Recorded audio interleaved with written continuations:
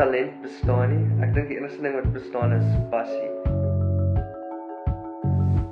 As jy iets liefhet en as jy jouself oorgee aan iets en jy besluit dat dis wat jy gaan doen, die enigste ding wat die verskil maak tussen iemand wat talentvol genoem word en iemand wat soos dabble in musiek of whatever, is soos ewe.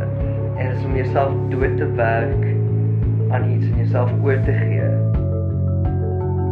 Ek dink enigiemand wat enigiets great achieve het hulle gatte gesien net voor dit.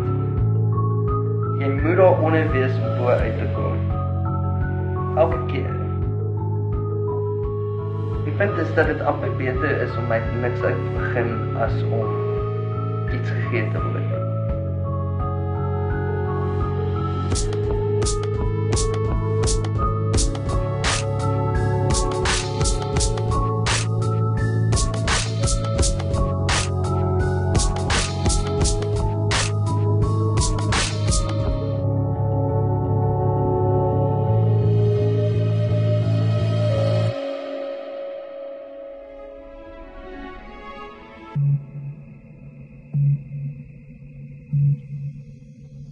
Jy kan sukses behaal, maar nog steeds soos 'n slaaf wees van jou sien.